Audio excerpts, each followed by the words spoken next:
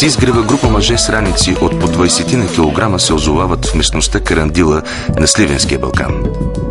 Задачата е да премерят сили с отвесните скали наоколо, да се научат как се овладява на пръв поглед непристъпното.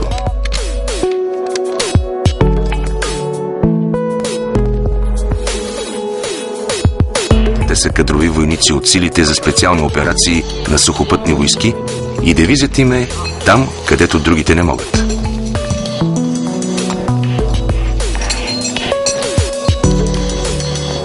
Те са тук за задължителния за специалните сили курс по алпийска подготовка. На някои от новите кадрови войници им е за пръв път. За останалите това е втора среща с предизвикателствата на алпинизма. За всички мъже тук заниманията са повече от сериозни, защото са основна част от антитерористичната подготовка.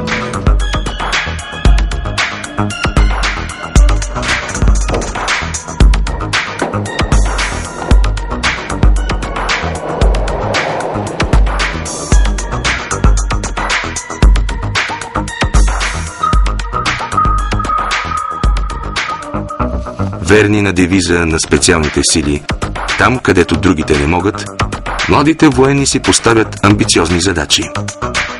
Да наблегнат сериозно на алпийската подготовка в зимни условия и да поддържат това ниво, което миналата година 12 пъти ги извади от казармите.